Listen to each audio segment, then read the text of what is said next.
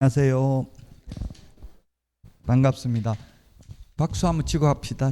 처음 시작하니까 이제 반갑습니다. 문제풀이 처음 시작입니다. 7, 8월 7, 8월 문제풀이가 중요합니다. 문제 풀면서 또 모르던 이론 모르던 걸 역으로 또 알 수 있게 되는 계기가 될 수 있을 겁니다. 모의고사는 잘 보셨죠? 모의고사 지금 80점 넘는 분이 6분이더라고. 우리 학원 너무 점수가 잘 나와서 좀 걱정인데, 시험 볼 때까지 가야 되는데 또 잘 나오면 공부를 안 하고 그냥 혼자 하겠다 하고, 사람 마음이 그렇거든요. 점수 안 나오면 포기하고 잘 나오면 또 교만해지고, 인간 마음이 간사합니다. 저부터 사실. 그래서 걱정인데, 끝까지 점수 잘 나오더라도 끝까지 하셔야 됩니다. 점수 안 나와도 포기할 필요도 없고요. 모의고사는 모의고사일 뿐입니다. 모의고사는 비교적 사회 모의고사는 무난하게 잘 되어 있었는데, 하나 오탄에 있더라고요. 시체라고 되어 있더라고요. 시체라는 말은 없어졌습니다. 시신. 물론 시험에 시체, 시신 가지고 내진 않겠지만 장사 등에 관한 법률이 시체라는 말 없었어요. 문제에. 기억도 안 나죠. 시체나 시신이나 같은 말인데, 몸체자, 몸신자 똑같은데 시체라는 말이 좀 더 부정적 이미지로 좀 많이 다가오죠. 그래서 시신으로 다 바뀌어 있습니다. 벌써 모의고사 본지 며칠 안 됐는데 기억이 안 나요, 단어. 어쨌든 모의고사 또 계속 포기만 안 하려면 모의고사 보고 충격받아 보는 게 좋습니다. 모의고사는 전체 전범이니까 계속 응시하시고요. 자, 그러면 오늘 문제풀이인데 요약집에 있는 내용을 먼저 이론 정리를 간단하게 하고 문제를 풀어보도록 하겠습니다. 또 이게 7, 8월은 지금 아까도 말씀드렸지만 80점 넘는 분도 엄청나게 많고요. 또 25점, 17.5점인 분도 많고 극과 극이에요. 그래서 문제를 일단 풀기 전에 이론을 먼저 잠깐 보겠습니다. 요약집 서브노트 6페이지에 보면 첫 번째 목적이 있습니다. 맨 밑에 2번 목적이라고 있는데 2번인데 저는 그냥 1번으로 적겠습니다. 요약집에는 2번 목적은 시험에 8번 출제되긴 했습니다. 초창기 때 많이 나왔습니다. 그러나 최근에는 21회 때 마지막 출제되고 아직 10년 동안 11년 동안 출제되지 않았습니다. 목적 어렵습니다. 왜냐하면 단순히 암기해야 됩니다. 공인중개사의 업무 등에 관한 사항을 정하여 그 전문성을 제고하고 공신력 제고가 아니고, 문제 시험에 내면 전문성 제고 대신에 공신력 제고 X, 공인중개사의 업무인데 개업공개사 또는 개업공개사 등 하면 X입니다. 그냥 법조문 있는 그대로 암기해야 됩니다. 그 다음에 부동산 중개업을 건전하게 육성하여 국민경제에 이바지하는 것을 목적으로 합니다. 국민경제에 이바지인데 국민재산권 보호하면 X입니다. 이 단순히 암기해야 되는 것이기 때문에 어렵습니다. 우리 문제풀이 책은 10페이지 2번, 그 다음에 11페이지 3번에 있네요. 두 문제 나와 있는데요. 둘 다 기출문제입니다. 근데 10년 넘었기 때문에 중요하진 않습니다. 문제풀이 책 10페이지 2번, 11페이지 3번에 있죠. 자, 2번 보겠습니다. 2법 하는데, 이 법이 공인중개사법 지금 공부하니까 공인중개사법이고요. 만약에 국토의 계획 및 이용에 관한 법률 공부하면서 이 법이라고 하면 그건 국토의 계획 및 이용에 관한 법률을 말하는 거죠. 자, 이 법은 2번이 답입니다. 공인중개사의 업무 등에 관한 사항을 정하여 그 공신력 제고가 아니라 전문성을 제고하고 부동산 중개업을 건전하게 육성하여 국민경제 이바지함을 목적으로 합니다. 우리 핵심 비교 정리 프린터는 1번에 있습니다. 핵심 비교 정리 프린터 없는 분은 요약집 맨 뒤에 부록으로 있습니다. 1번에 있죠. 핵심 비교 정리 프린터. 이 핵심 비교 정리 프린터에서 제가 80점 이상 받을 수 있다고 해서 2장 가지고 거의 다 찾을 수 있습니다. 내용. 오늘 처음 오신 분 손 들어보세요. 태어나서 제 강의 처음 듣는 분. 프린트 없죠? 이거 있어요? 없어요? 나중 저 뒤에는 처음 오신 건 아니에요? 예. 몇 번 왔어요? 아니, 표정이 처음 오신 것 같아서 몇 번 오셨는데 마스크 끼고 있다가 마스크를 오늘 왜 많이 벗었네. 마스크를 오늘은. 그래서 더워서요? 아, 예. 뭐 어쨌든 그래서 얼굴을 안 보다가 마스크 낀 게 약간 더 매력적이래요. 사람은 얼굴 안 보이는 게. 그 일본에서 이혼당한 사람도 있어요. 마스크 끼고 연애하다가 마스크 벗고 결혼하고 마스크 벗었다가 이혼당했어요. 마스크 사기꾼이 있더라고. 마스크 사기꾼이라는 말이 있죠. 그게 뭐냐 봤더만은 마스크 꼈을 때 안 꼈을 때 더라고요. 차이 나는 거. 자, 어쨌든 그 프린터 뭐 없는 분은 받으시고 요약집 맨 뒤에 없으면 이 요약집 맨 뒤에 또 있습니다. 요약집 맨 뒤에 부록으로. 자, 그래서 2번, 3번 똑같은 내용이니까 3번은 답 4번입니다. 칠판에 적어 놓은 거 다시 한번. 공인중개사, 이게 논리적으로 보면 말이 안 돼요. 왜냐하면 공인중개사는 자격을 취득한 사람인데 자격 취득한 사람은 개업도 안 하고 취직도 안 했으면 자격 취득해도 아무런 업무를 못 하죠. 그럼 이게 논리적으로 보면 모순이라고. 그래, 논리적으로 따질 수 없기 때문에 어렵다는 이야기입니다. 시험에 나오면. 원래대로 하면, 제가 볼 때 논리적으로 하면 개업 공인중개사 등의 업무를 정한다고 해야 맞아요. 왜냐하면 자격증만 취득한 공인중개사는 아무런 업무를 할 수 없거든요. 논리적으로 보면. 그래서 어렵다고요. 논리적으로 보면 개업 공개사 등인데 시험에 나오면 그냥 공인중개사의 업무 등에 관한 사항을 정하여 그 전문성을 제고합니다. 공신력 제고 X. 중개업을 육성합니다. 시험에 중개 업무를 육성한다. 중개업자를 육성한다. X. 이런 식으로 시험에 나왔습니다. 국민경제 이바지 대신에 국민재산권 보호. 우리 요약집 맨 밑에 6페이지 맨 밑에 박스에 보면 요약집 아예 없는 분 손 들어보세요. 요약집 없는 분.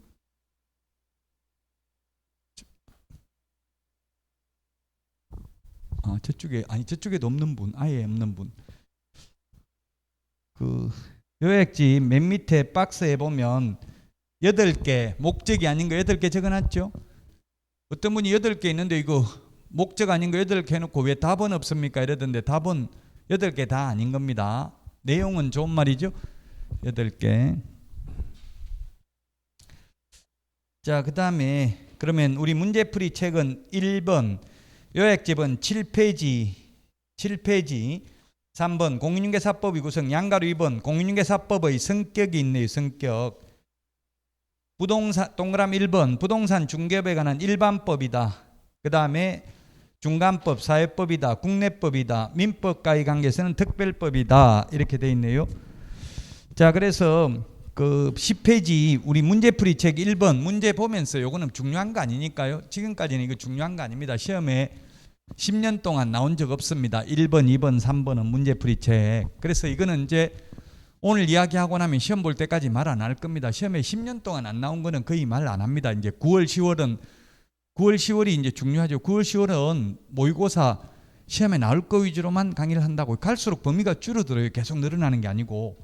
이제 마지막으로 1, 2, 3번은 마지막으로 푸는 겁니다. 자, 1번입니다. 10페이지. 요약집은 7페이지 그 3번에 양가로 2번에 있습니다. 1번 공인중개사법은 부동산 중개에 관해서는 기본법이다. 조금 전에 요약집 7페이지 읽어봤죠? 맞습니다. 중개에 관해서는 기본법이고 민법이나 2번 상법에 비해서는 특별법이다.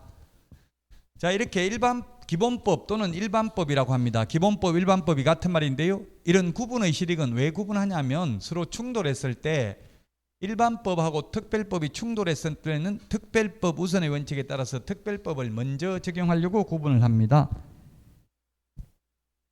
3번 공인중개사법은 절차적 규정이 일부 있지만 실체법적 성격이 강하다.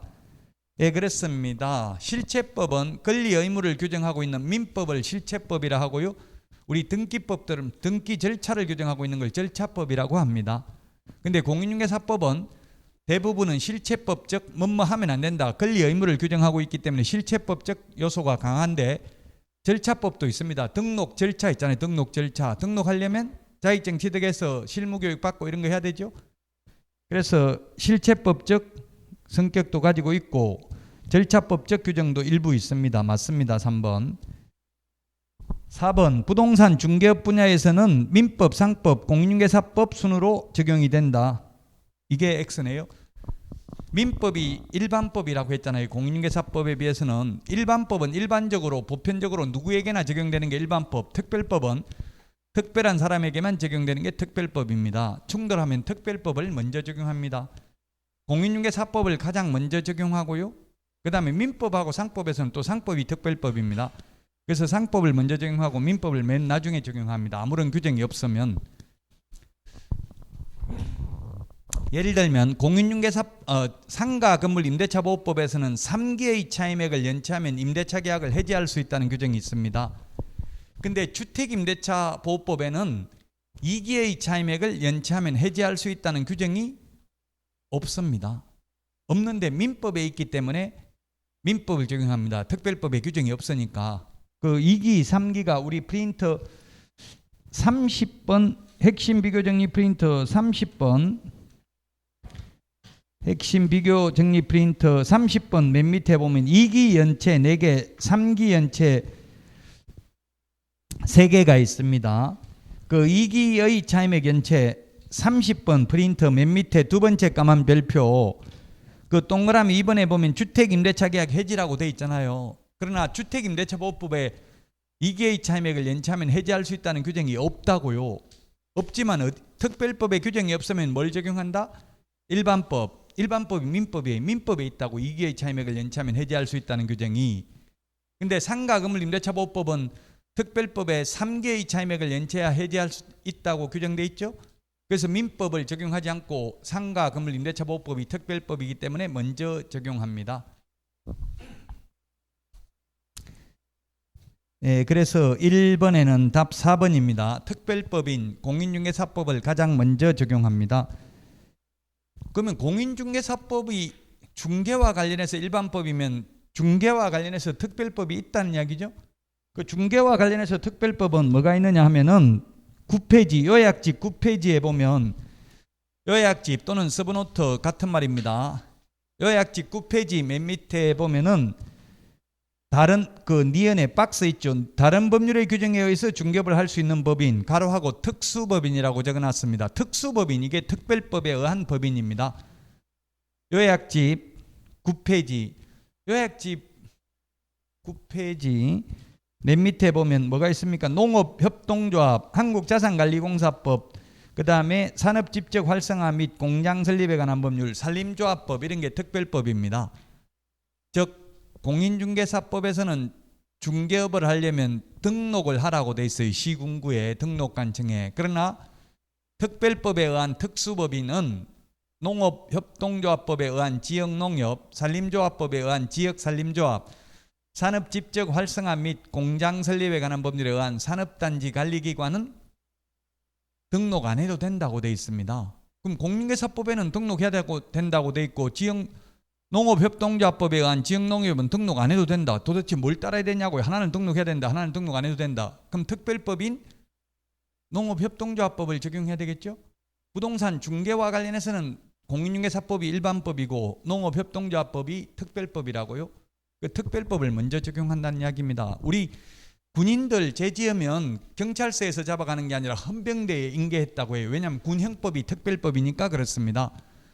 미군 소파 협정, 소파 규정이 우리 형법의 특별법입니다. 그래서 미군들 죄지으면 우리나라 경찰서에서 조사하는 게 아니라 미군 부대로 그냥 넘깁니다. 소파 협정에 의해서. 그게 특별법이기 때문에 그렇습니다. 일반법하고 특별법이 충돌하면 특별법을 먼저 적용한다. 자, 1번의 답 4번이고요. 1번의 5번 공인중개사법은 공법적 성격의 규정과 사법적 성격의 규정이 혼합된 중간법 성격을 지닌 법으로서 사법의 공법화 현상의 일면이라고 할 수 있다. 뭐 그렇습니다. 우리 공인중개사법은 민법적 요소는 뭐가 있냐면 중개계약이라는 게 있습니다. 중개계약. 중개계약이라는 게 뭡니까? 우리 집 좀 팔아주세요. 교육공개사한테 이러면 교육공개사가 예 팔아드리겠습니다. 이게 중개계약입니다. 중개계약은 사법적 요소입니다. 계약이라는 것은 청약과 승낙의 의사표시 합치가 이루어져야 성립하는 계약이죠. 그럼 손님이 우리 집 팔아주세요 이렇게 하는데 교육공개사가 싫어요. 당신 같은 사람 재수없어. 절대 못 팔아주니까 다른 중개업소 가서 알아보세요. 하면 공인중개사법 위반이다 아니다? 아닙니다. 계약은 청약과 승낙의 의사표시 합치가 있어야 되는데 청약을 했는데 승낙을 거절할 수 있다는 이야기입니다. 그게 사법적 요소입니다. 그 공법적 요소는 개인과 국가 등 간의 관계를 규율하는 걸 공법적 요소라고 공법이라고 합니다. 예를 들면 휴업, 사무소 이전, 폐업. 내가 개업했다가 내 맘대로 내가 장사 그만두는 건 내 맘대로 못합니다. 폐업 신고해야 됩니다. 그 공법적 요소입니다. 그건 자유가 없습니다. 사법적 요소가 아니라고요. 개인 의사에 따라 자유롭게 할 수 있는 게 아니라 휴업하려면 미리 신고해야 되고 폐업하는 경우도 미리 신고해야 됩니다. 사무소 옮겼으면 사후에 신고를 해야 됩니다. 10일 이내에. 내가 내 맘대로 옮기는데 왜 신고해야 되냐? 안 됩니다. 공법이기 때문에 법에 하라고 돼 있기 때문에 해야 됩니다. 그래서 공법적 요소와 사법적 요소가 같이 있는 법입니다. 그러나 대부분 중개계약 빼고는 거의 99%가 공법적 요소로 이루어져 있습니다.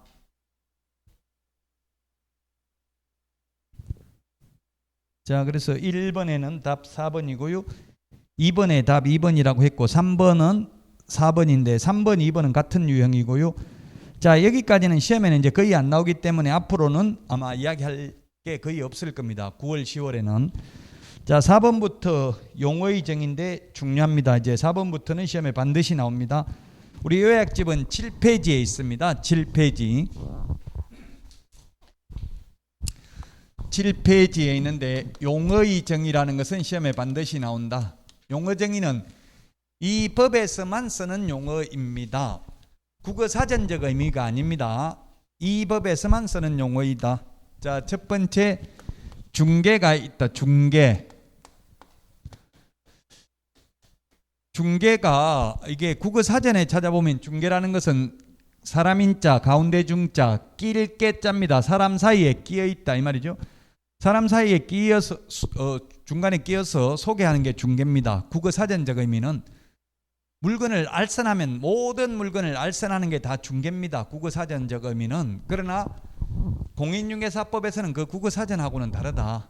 중개란 반드시 중개 대상물을 소개해야 됩니다.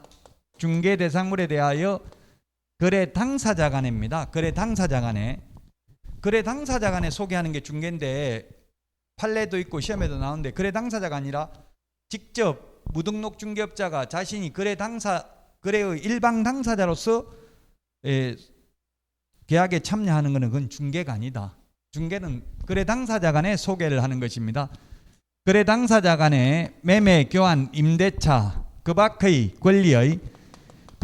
권리의 득실 변경에 관한 행위를 알선하는 게 중개고, 그 밖의 권리에는 이게 어렵습니다. 뭔지 그 밖의 권리는 시험에 이때까지 나왔던 게 판례가 있습니다. 저당권 등 담보물건이 있고요. 그 밖의 권리에는 시험에 나왔던 거 위주로만 보겠습니다. 그 다음에 환매권, 그 다음에 유치권, 법정지상권,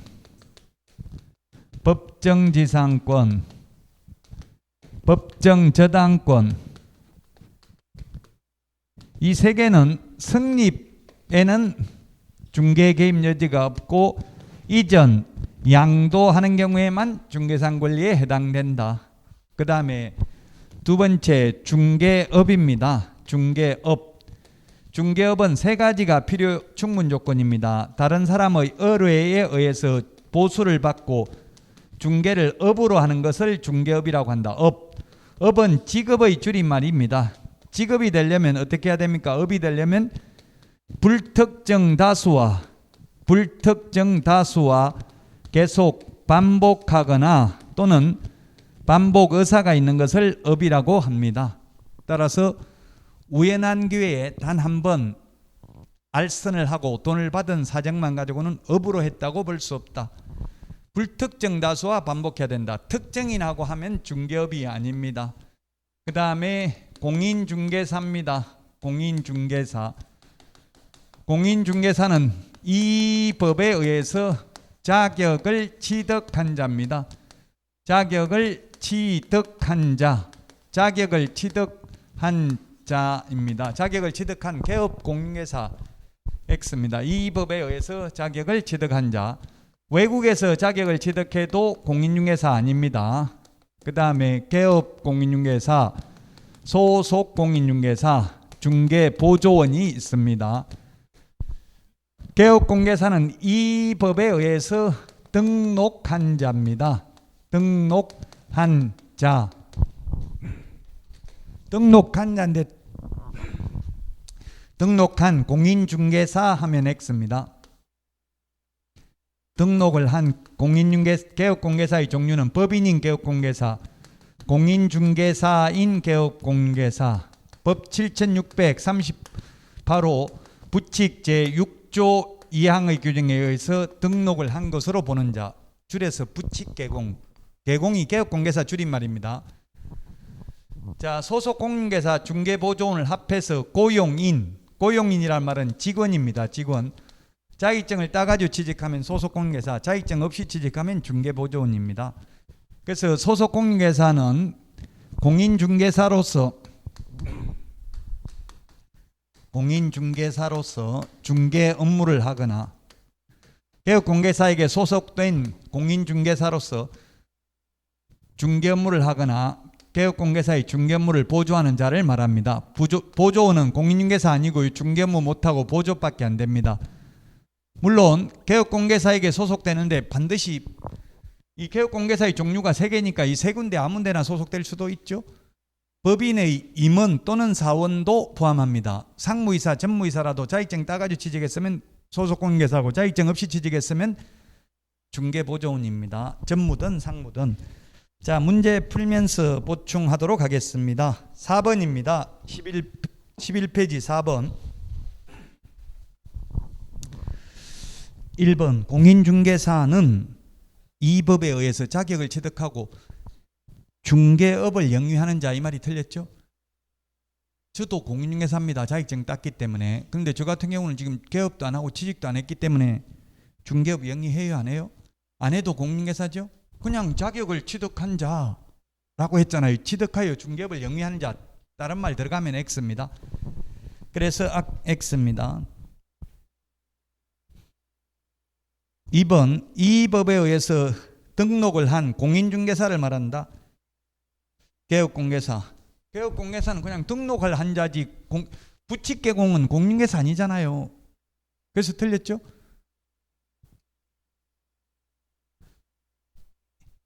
이해 안 돼요? 돼요? 안 된다고요? 뭐가요? 뭐가 이해 안 되는데? 안 되는 걸 말해야 되는데 뭐가 몇 번 이해 안 돼요? 이 4번에? 뭐 전부 다 이해 안 돼요? 아니, 이해 안 되는 걸 말씀해 주셔야 설명을 하죠.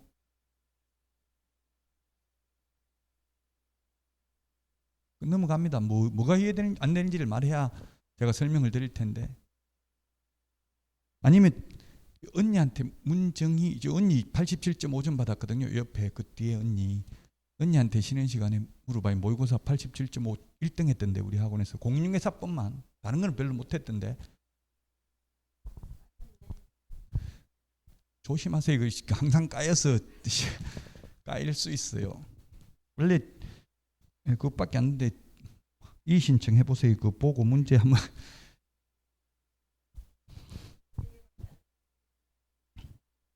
지금 3개밖에 안 틀리면 2문제 잘못됐네. 2문제 체크를 잘못했을 수도 있네요.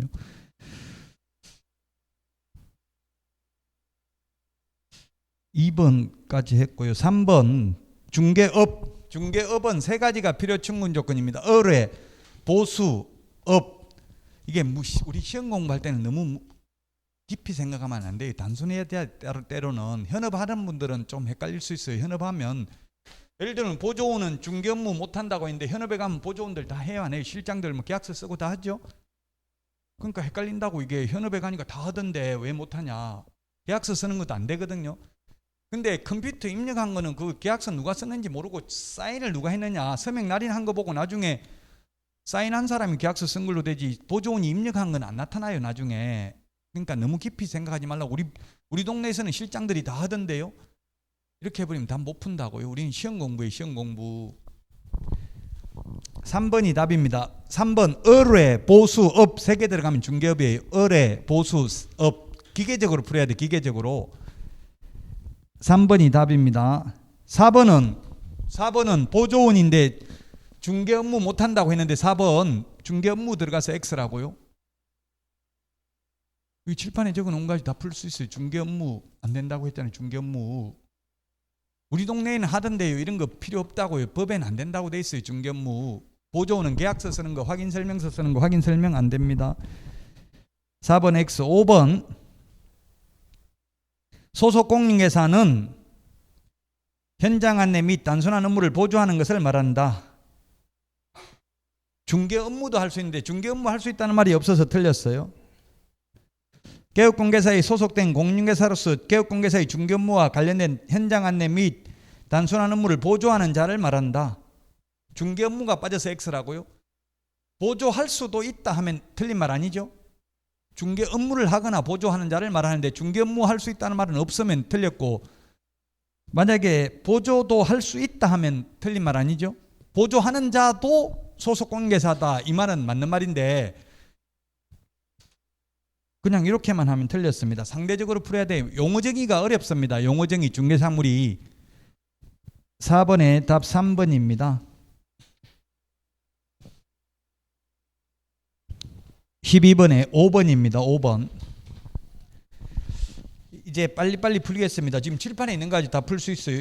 1번 중개업은 무조건 3개 들어가야 된다고. 의뢰, 보수, 업. 이 3개만 들어가면 등록했든 안 했든 상관없이 중개업이에요. 그래서 1번은 등록을 하고 이 말 X입니다. 등록을 했든 안 했든 그냥 등록하고는 상관없어요. 중개업은 뭐가 3개 필요충분 조건이라고요? 의뢰, 보수, 업. 그냥 이 들어가면 중개업이에요. 그냥 기계적으로 풀어야 된다고. 자꾸 깊이 생각하면 사무소에서 하고 있는 걸 그리면은 답을 못 찾아요.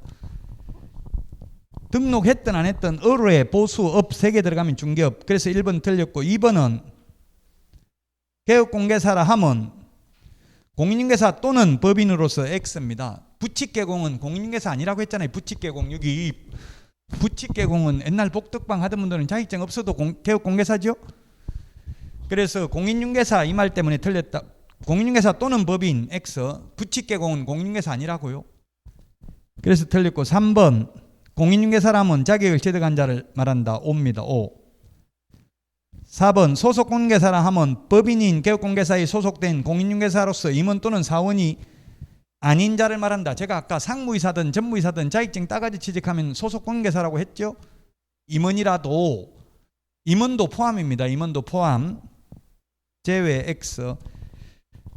5번 계약서 작성 X입니다.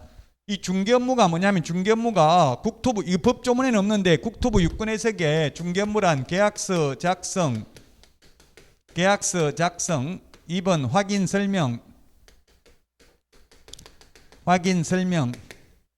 그 다음에 확인 설명서 작성을 중개업무라고 해석하고 있습니다. 이런 걸 못합니다. 보조원은. 우리 동네 실장은 다 하던데요. 그런 거 생각하지 말라고요. 그냥 시험 공부입니다. 시험 공부. 가장 어려운 게 지금 용어정의 중개사물입니다. 첫 시간이 가장 어렵습니다. 공인중개사법에서는. 그래서 5번에 3번이 답이 되겠습니다. 자, 그 다음에 6번. 이제 다 똑같은 계속 중복되니까 6번 답만 4번 보면 4번 지금 예습해오라고 했는데 다 했죠. 첫 주는 다 하잖아요. 보통. 그 다음 주부터는 이제 서서히 못하게 되고. 첫 주는 보통 해요. 6번 답만 보면 보조원이란 소속 공인중개사 포함된다. 이게 보조원은 공인중개사 X. 자격증 있는 사람은 현업에 이런 분들 많아요. 자격증 따가지고 몰래 보조원으로 취직하면 됩니까? 안 됩니까? 묻던데 시험에 나오면 된다? 안 된다? 안 됩니다. 시험에 안 나와도 안 됩니다. 왜? 물론 고용신고도 안 하고 하면 몰래 하면 모를 수 있어요. 고용신고하면 자격증 딴 게 다 나와요. 주민등록번호 입력하면. 그래서 자격증 따면 무조건 보조원 아닙니다. 자격증 따가지고 몰래 보조원을 취직하는 건 불가능합니다. 단 고용신고 안 하고 몰래 하면 모를 수는 있기는 합니다. 고용신고하면 다 나타난다고. 고용신고하면 주민등록번호 적어요. 고용신고서에. 그러면 전산에 다 나타난다고요. 왜? 자격증 딴 게 전산화돼 있거든요. 4번이라고요. 소속 공인중개사는 보조원 아니라고. 자격증 딴 사람은 고용인에는 고용인이라고 하면 직원, 실장, 고용인 하면 소속 공인중개사, 보조원 둘 다 포함하는 개념이죠. 근데 소속 공인중개사, 보조원은 다른 개념이니까 보조원에 소속 공인중개사 포함된다. 이거는 X라고요. 답만 4번 보겠습니다. 다 똑같아. 이 문제가 지금 다 유형이 똑같잖아요. 이 기출문제들이기 때문에 지금 7번 기출문제거든요. 똑같다고 이 패턴이. 13페이지 7번 보겠습니다. 개업공개사란 기업 자격증을 가지고 이 말 틀렸어요. 똑같잖아요. 지금 부칙개공은 자격증 없잖아요. 부칙개공도 개업공개사죠. 개업공개사 종류 3가지라고 했잖아요. 그 자격증을 가지고 이 말 X라고요. 자격증 없는 옛날 복덕방 하던 분들도 있다. 기억 틀렸고. 니은. 니은은 판례입니다. 맞습니다. 우리 공인중개사법은 미수범을 처벌한다는 규정이 없기 때문에 예를 들면 인정작업 이렇게 해가지고 10억만 입금시키고 더 받는 거는 개업공개사님 다 먹어도 좋습니다. 이런 약속만 했다고 처벌받는 것은 아닙니다. 원래 무등록 중개업자는 3년 이하의 징역이나 3천만 원 이하의 벌금이잖아요. 그래서 무자격자가 입금가 10억만 입금시키고 다 먹어도 좋다 이런 약속 받기로 약속 요구만 했다고 처벌받는 거 아니라고요. 실제로 받아야 처벌받는다. 미수범을 처벌한다는 규정이 없기 때문에 그렇습니다. 우리 살인미수도 처벌받잖아요. 살인미수죄. 살인미수도 처벌받는데 공인중개사법에서는 미수범은 처벌받지 않습니다. 받기로 약속만 하고 실제 수령하지 않았다면 위반이 아니다. 그러나 실제 현금을 받았다가 초과해서 받았다가 돌려줘도 위반이다. 수표 초과해서 받았다가 부도가 나서 현금하지 못해도 위반이다. 그러나 받기로 약속만 하고 실제 수령하지 않았다면 위반 아니다. 그리고 무등록 중개업자는 보수를 받을 수 없지만 업자가 아니라 우연한 기회에 한두 번 중개를 하고 보수를 받은 것은 업으로 한 것이 아니라면 위반이 아니다. 지급을 한 게 아니라면 위반이 아니다.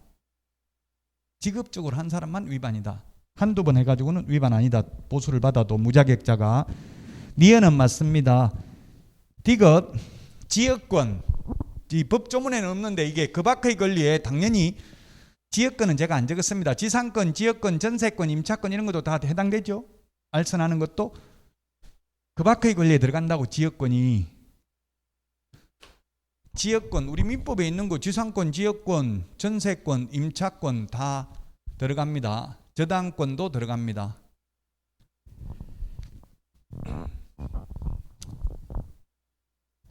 그래서 디귿 맞습니다.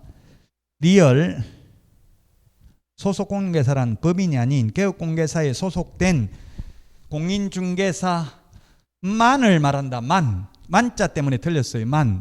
개업공개사가 3가지 종류가 있어요. 3가지 중에서 셋 중에 아무 데나 소속돼도 되죠. 꼭 법인, 회사에 취직되어 있는 사람만 소속공인중개사가 아니고 개인 개업공개사 밑에 취직할 수도 있다.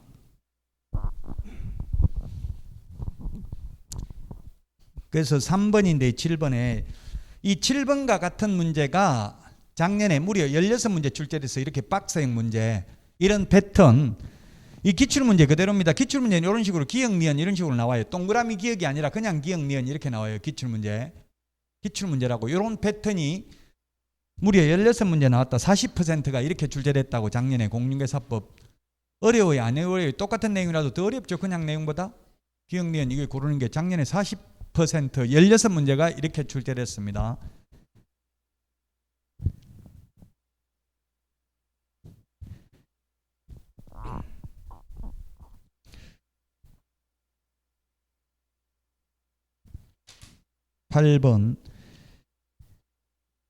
8번은 8번의 1번은 중요하지 않습니다. 한국자산관리공사 공매, 경매 그 자체는 중개 개입 여지가 없습니다. 공개매각, 경쟁매매, 경매 그 자체에는 중개 개입 여지가 없습니다. 그래서 1번이 답인데요. 다만 시험에 또 14회 때는 경매 신청 기입 등기된 부동산도 중개상물 된다. 경매 넘어가고 있는 물건도 공매 넘어가고 있는 물건도 팔 수 있잖아요. 그러면 팔 수 있는 거는 중개상물 된다고 거래 가능하면, 단 경매 공매 그 자체에는 중개 개입 여지가 없어요. 경쟁매매 공개매각이니까 경매 신청 기입 등기된 부동산도 중개상물은 될 수 있습니다. 그래서 1번이 맞고요. 2번 판례입니다. 권리금은 중개상물 아니다. 권리금은 중개상물이 아니기 때문에 중개상물이 아닌 걸 알선해도 중개가 아니죠.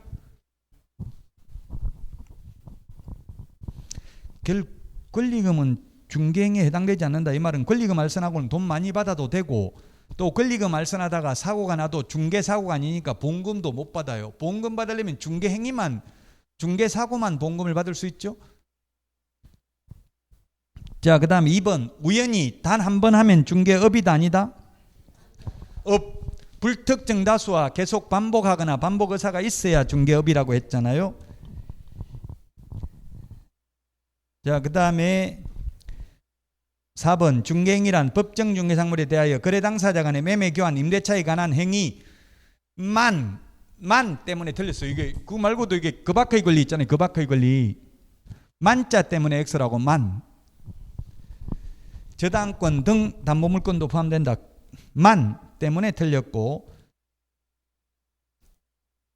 5번 보수를 받지 않고 한 중개행위는 공인중개사법이 적용되지 않는다 했는데, 개업공개사는 보수를 안 받아도 확인 설명해야 되고요. 확인 설명을 잘못하여 의뢰인에게 재산상 손해가 발생한 경우 그 손해를 배상해야 됩니다. 만약에 보수 안 받으면 손해배상 안 해도 된다고 하면 어떤 일이 생기겠어요? 매도인이 뭐 10억 받아달라 이러면은 10억만 받아주고 다 먹어도 좋다 이렇게 하면 비싸게 15억에 매수인한테 이야기를 하고 5억 먹어버리고 매수인한테는 중개보수 안 받고 이렇게 할 수 있겠죠? 그럼 매수인이 불측의 피해를 입잖아요. 그래서 중개보수 안 받아도 사기치면 안 된다는 이야기, 쉽게 말하면 확인 설명 다 해야 됩니다. 못 쓰는 땅을 15억이라고 해가지고 사주고 중개보수 그 대신 안 받으면 처벌 안 받는다 하면 문제 생기겠죠? 중개보수를 안 받아도 공인중개사법 적용됩니다. 처벌받는다는 이야기, 확인 설명 안 하면 손해배상 해야 된다. 8번에 1번입니다. 9번은 시험에 거의 10년 동안 나온 적 없기 때문에 참고로 보세요. 답은 2번인데 사자, 민법의 사자, 대리인 이런 거 시험에 나온 적 없습니다. 우리 공인중개사법에 나온 적 없다고요. 그래서 9번은 생략하겠습니다. 여러분들이 어렵고 잘 안 보던 지문은 시험에 안 나온다는 이야기입니다. 오히려 2번이 중요하지는 않고요. 그 3번은 조금 전에 3번은 이게 뭐냐 하면 상행이기 때문에 개업공개사는 중개보수 줄래 안 줄래 미리 안 물어봐도 당연히 받을 수 있다. 상법상 상인이기 때문에. 그래서 우리 중개 손님들이 집 팔아주세요 하면 개업공개사가 팔아주면 중개보수 줄 겁니까? 안 줄 겁니까? 안 물어도 당연히 받을 수 있죠. 상법상 상인이기 때문에. 그 다음에 4번은 중개의 3요소 중개상물 의뢰인 개업공개사, 이게 시험에 2번 나오기는 했습니다. 이때까지 33번 시험 봐가지고 2번 출제되긴 했다. 그런데 지금은 최근에는 이런 게 잘 안 나옵니다. 왜? 법조문에 없잖아요. 왜 그게 3요소냐 따지면 그냥 학자들이 주장하는 거예요. 그래서 다툼의 여지가 있기 때문에 시험에 최근에는 거의 안 나옵니다. 이런 게. 즉 중개사무소는 3요소가 아닙니다. 그 다음에 5번 분양대행이나 컨설팅 등을 하고 받는 수수료는 중개가 아니기 때문에 중개보수가 아니니까 많이 받아도 된다고요. 컨설팅 수수료, 분양대행 수수료, 이천에도 보면 MGM, R 이런 말을 하죠. R. 빌라 사기, R 20개 준다. R 20개 준다. 이 말은 2천만 원이더라고. R 한 개가 100만 원이더라고요. 빌라 그 한 명 소개하면 보통 2천만 원 받더라고. 빌라. 신축 빌라 조심해야 되죠. 왜냐면 신축 빌라는 시세가 안 나오니까 호갱노노 이런 데가 시세가 안 나오니까 사기친다고 시세보다 비싸게 하는 경우가 있다는 이야기입니다. 10번 같은 게 기출문제 전형적인 10번, 11번 이런 게 기출문제 전형적인 패턴이라고 이런 식으로 박스 안에 있는 게. 자, 10번 보도록 하겠습니다. 기억은 중개행위는 법률행위가 아니고 사실행위고요. 중개계약은 법률행위입니다. 중개계약은 법률행위고 중개행위는 사실행위입니다. 계약은 법률행위죠. 민법에서. 중개행위는 법률행위가 아니고 사실행위고 중개계약은 법률행위다. 그래서 기억은 틀렸고 니은은 질권 X입니다. 질권은 동산질권, 권리질권이니까 중개개입 여지가 없습니다. 민법의 물권법 시험에 8개 물권에서 14문제가 출제되는데 질권 제외죠. 질권은 권리 중개 시험 범위도 아닙니다. 왜? 동산질권, 권리질권이니까. 우리 전당포에 시계 맡기고 돈 빌리는 게 이런 게 질권 설정하는 거예요. 시험에 질권은 제외입니다. 중개상 권리 아닙니다.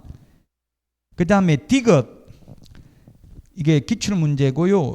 판례가 있습니다. 공인중개사 자격증과 등록증을 대여받아 중개사무소를 운영하는 갑이 직접 거래 당사자로서 중개사무소를 방문한 을과 임대차 계약을 체결한 경우 그러한 행위는 중개행위에 해당되지 않는다. 중개행위는 거래 당사자 간에 알선해야 되는데 자기가 직접 거래 당사자로 참여하는 건 중개행위가 아니라고요. 그럼 무슨 말이냐면 이걸 이제 이렇게 해가 건물주인데 무등록 중개업자가 나무 자격증 빌려서 하는 사람도 무등록 중개업자입니다. 왜? 빌린 사람 자기 이름으로 등록은 안 돼 있으니까. 빌려주는 사람은 무등록 중개업자 아니죠. 빌려주는 사람 이름으로 등록돼 있으니까. 그 무등록 중개업자가 자기가 건물주라고 속였어요. 건물주 맞았어요. 근데 팔아먹고 지금은 건물주가 아니었어요. 근데 건물주라고 내 건물에 들어와라 이렇게 해가지고 임대차 계약을 체결했다고요. 그래가지고 보증금 받아 떼먹고 도망가 버렸어요. 그런 사안에 대해서 협회 공제금 달라고 청구를 했는데 공제금을 줘야 되느냐 안 줘도 되냐 이 말이에요.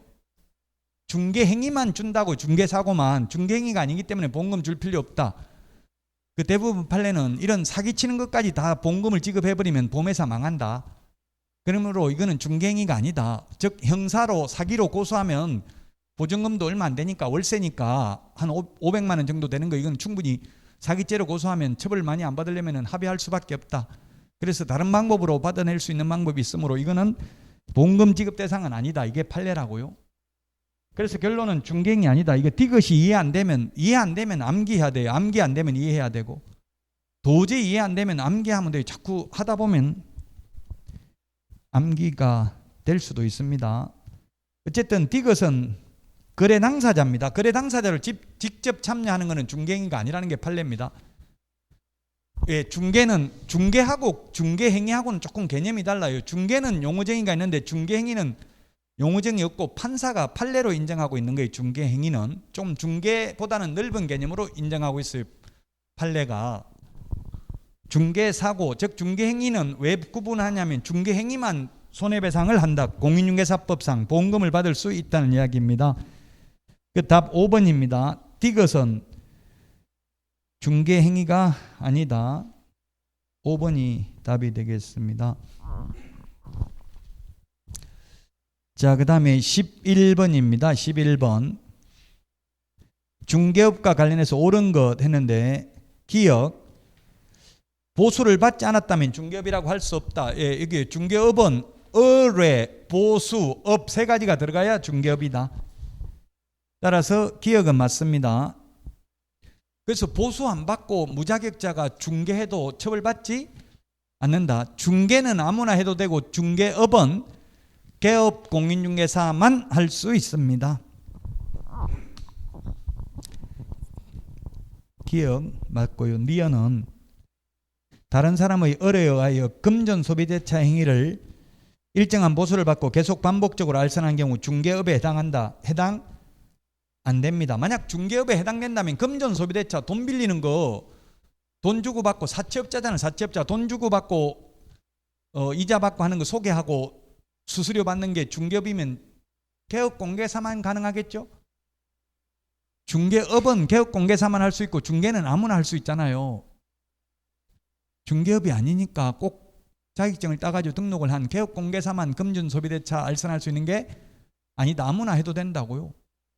제가 여러분들 서로 돈 빌리고 주고 이자 받고 하는 거 알선하고 제가 소개비 받아도 돼요. 그거는 중개업이 아니니까. 중개업이라면 개업공개사만 할 수 있을 것입니다.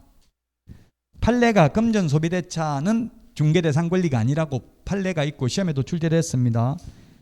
그래서 니은 틀렸고요. 디귿 등록을 하지 않고 중개상물에 대하여 반복적으로 중개행위는 중개업에 해당하지 않는다. 중개업은 반복, 의뢰, 보수, 업이 있으면 등록을 했든 안 했든 중개업이죠. 그 등록을 하지 않고 중개업을 하는 자를 우리는 무등록 중개업자라고 해서 3년 이하의 전역이나 3천만 원 이하의 벌금에 처할 뿐입니다. 중개업입니다. 등록 안 하고 의뢰, 보수, 업 세 가지가 있으면 등록을 했든 안 했든. 등록을 안 하면 중개업 아니다. X입니다. 등록을 안 하고 해도 중개업이기 때문에 등록 안 하고 중개업 하면 처벌받잖아요. 그래서 무등록 중개업으로. 디귿은 X고요. 리얼 부동산 중개행위가 컨설팅에 부수하여 이루어진 경우에도 중개업에 해당될 수 있다. 반복적으로 했다면. 예, 맞습니다. 이게 뭐냐면 무등록 중개업자가 적발되니까 뭐라고 이야기했냐면 나는 중개업을 한 게 아니고 컨설팅했다. 컨설팅을 위주로 했습니다. 그러니까 검사가 그래 어쨌든 컨설팅을 위주로 해도 중개업을 하긴 했잖아. 몇 건 했잖아. 소개를 하니까 예 했는데요. 많이는 안 하고 몇 건 했는데요.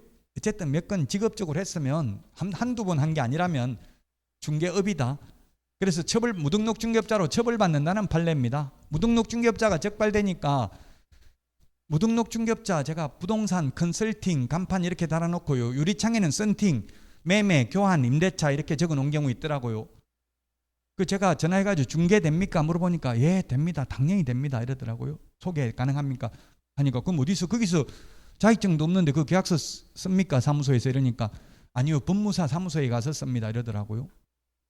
많아요. 다니다 보면 컨설팅 적어놓은데 그러면 그게 누가 고발하면 무등록 중개업자로 처벌받을 가능성이 많다는 이야기예요. 만약에 여러분들이 컨설팅을 해주고 수수료 많이 받으려면은 컨설팅 보고서, 컨설팅을 했다는 것을 증명할 수 있는 서류를 좀 가지고 있어야 돼요. 실제로 100억 넘는 것들은 서울에서 100억 넘는 것들은 개인 개업 공개사가 중개하는 게 아니라 다 외국 컨설팅 기업, 컨설팅 업체 이런 데서 중개해요. 1조 넘는 것, 1000억 넘는 것도 많더라고 서울의 건물 중에는. 그런 거는 개인 개업 공개사가 못하고 거의 컨설팅 업자들, 컨설팅 회사들이 중개를 많이 해요.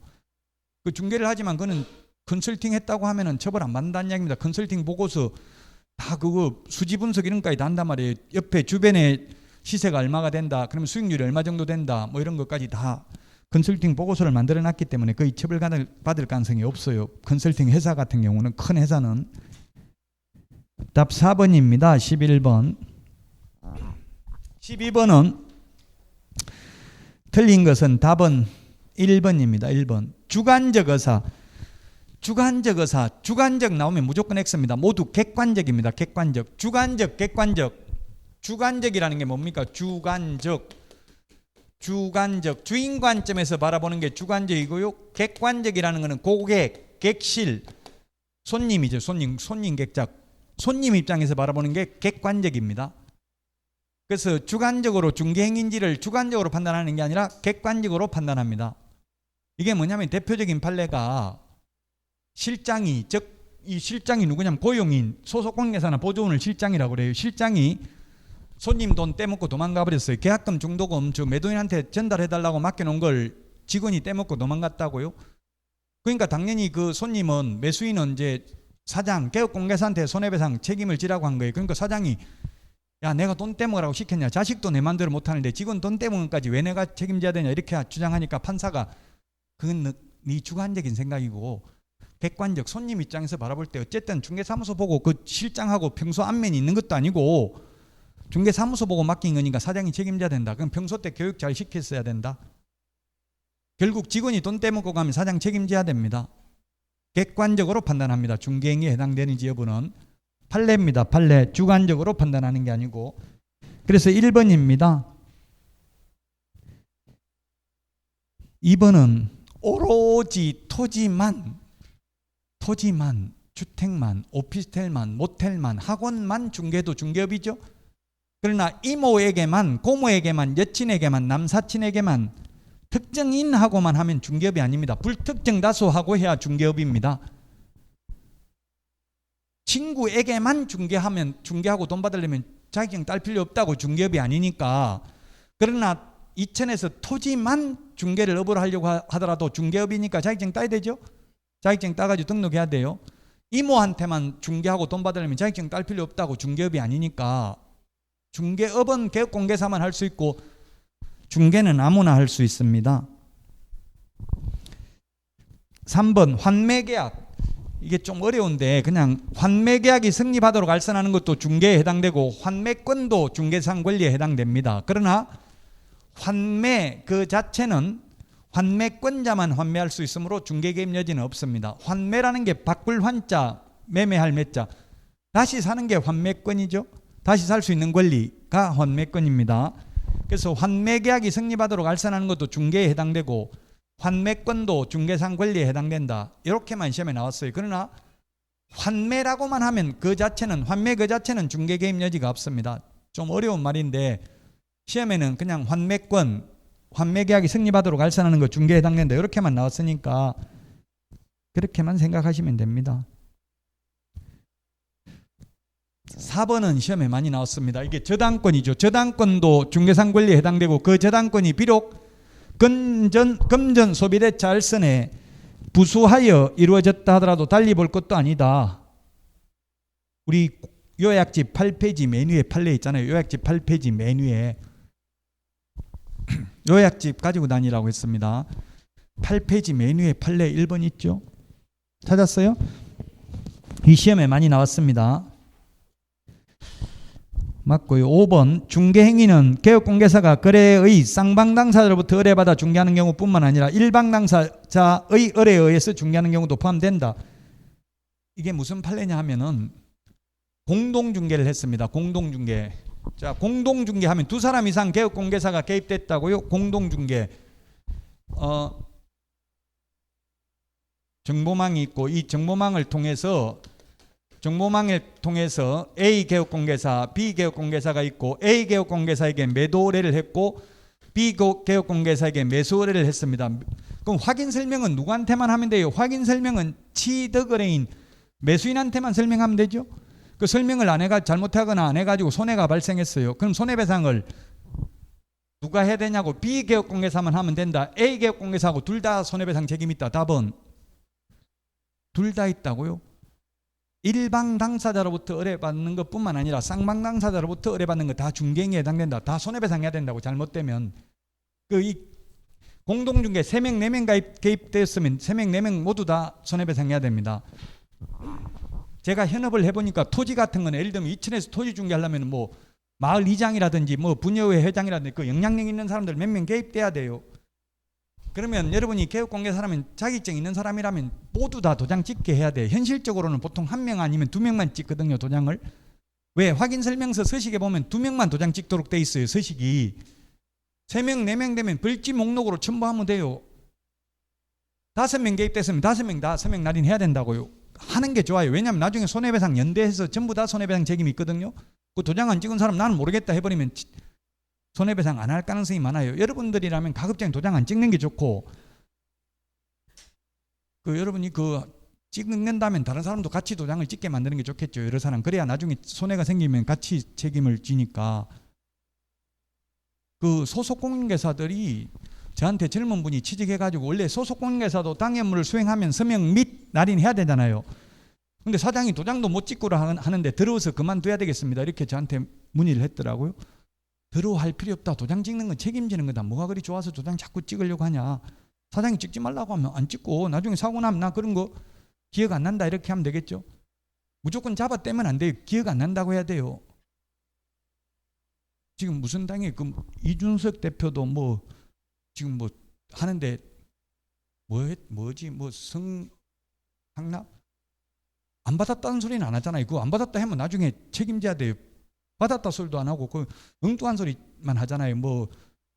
그러니까 확실하게 해놓고도 안 했다 이렇게 하면 나중에 그 자체가 책임을 져야 되니까 책임지는 말을 하지 말라고 빙빙 돌려가지고 그 말도 안 되는 소리 하지 말라 이런 식으로 해야 되지. 내 안 했다 이런 말을 안 하잖아요.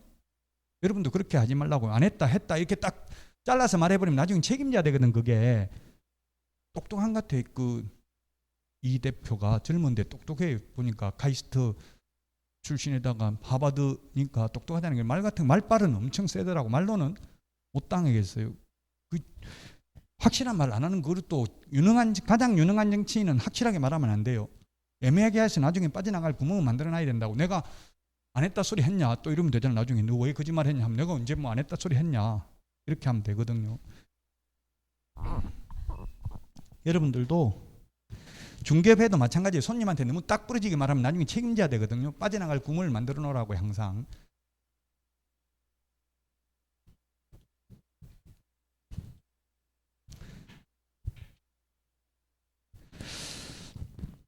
자, 그래서 답은 12번 1번이고 13번 용어정의 중개상물이 가장 어렵습니다.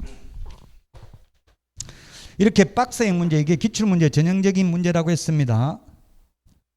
1번 기억, 우연히 단 한 번 하면 중개업 아니라고 했죠. 중개업, 이게 불특정 다수와 계속 반복하거나 반복 의사가 있는 것.